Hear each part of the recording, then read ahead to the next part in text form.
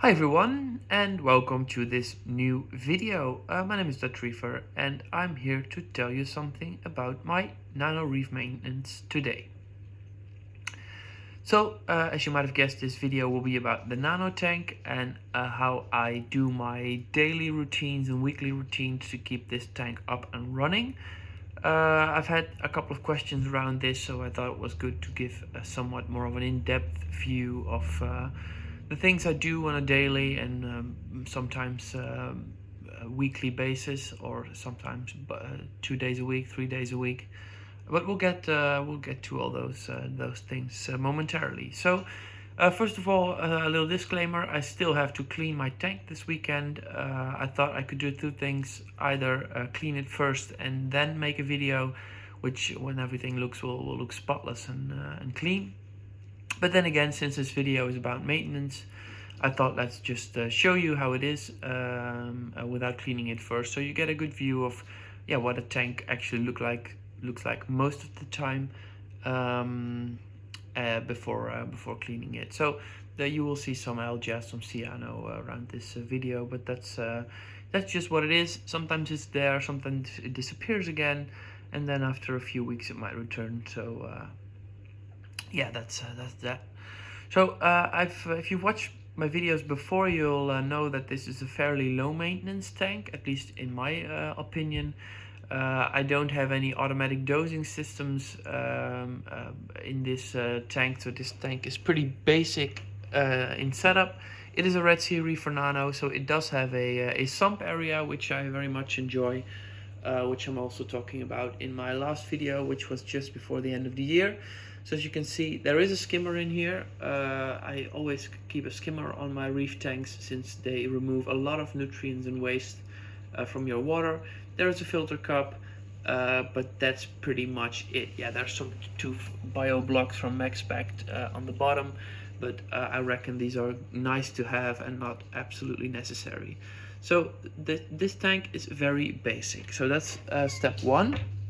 No automatic dosing.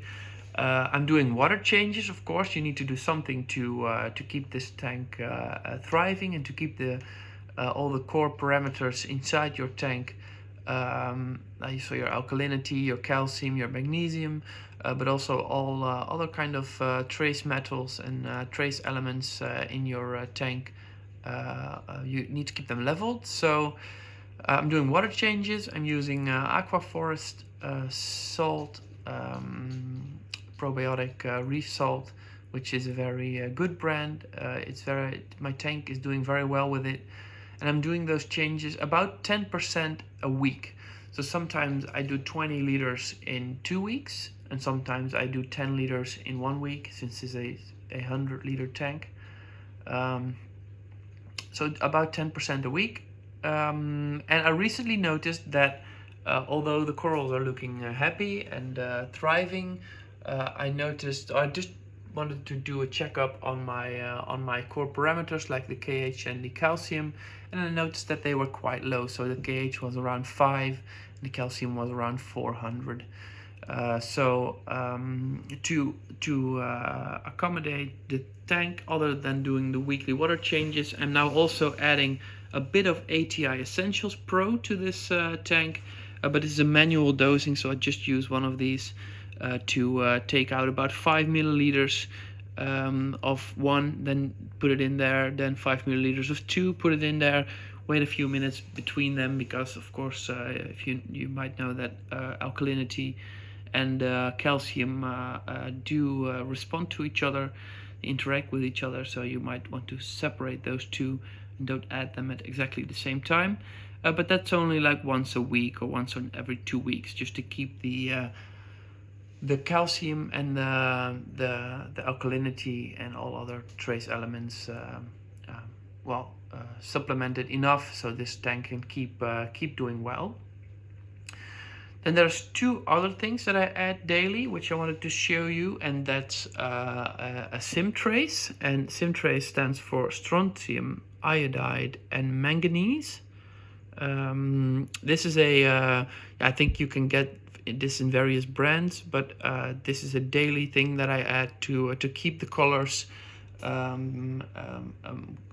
well, nicely colored. As you can see, that works out pretty well.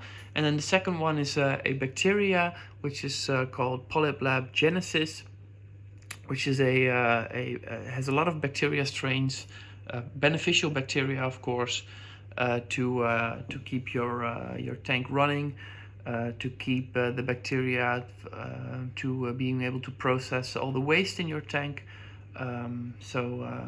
Yeah, I'm adding that on a daily basis as well. So that's 3 drops of Polyblab Genesis and about 10 drops of Simtrace. So again, that's strontium, iodide, and manganese, since these tend to get removed from the tank pretty quickly. So even if they are inside your salt, for example, your tank will deplete them in a day or maybe 2 days, and then those values will drop rapidly. So that's why I'm adding those 2 on a daily basis. Just a few drops every day, and it keeps the tank happy. So there's one last product that I haven't showed you yet. That's Polyblab Reefroids. You might be familiar with those. These are it's a very fine, dusty food. Be careful with it, because it will, if you add a lot of it, it will increase your nutrients by quite a lot. So your phosphates will spike if you add too much. Then again, it's a very nutritious food. You can put it in a water column and your corals will enjoy it. So that's a thing I feed like once a week maximum, just to keep those corals yeah, happy. Then of course I also need to feed these beautiful little fishies here every day. So I have a mix that I have 2 separate kind of food. That's frozen mysis and frozen krill, or actually artemia. So frozen, it's mysis. Frozen mysis and frozen krill. I mix them together. It's both by Ocean Nutrition, and I put it in a net, rinse it with water. That's very important to remove all the excess waste, and then feed it to the small amount of fish that are in my tank at the moment.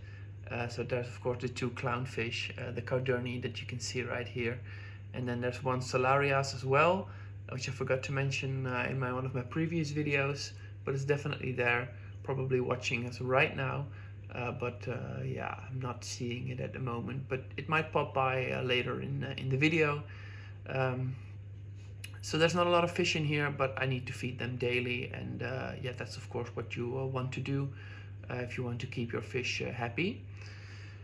So that's also a daily routine, and other than that, of course, keeping the water reservoir filled, so the water doesn't deplete, is something I do once every 2 days.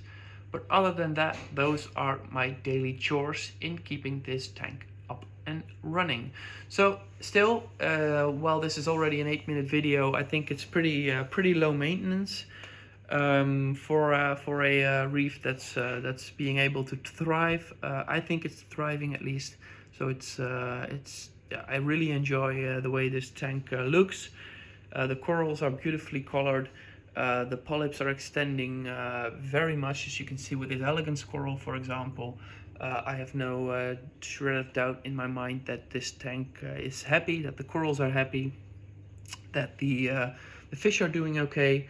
And I think that's what's most important for keeping a reef, that you can see that your reef is actually doing well.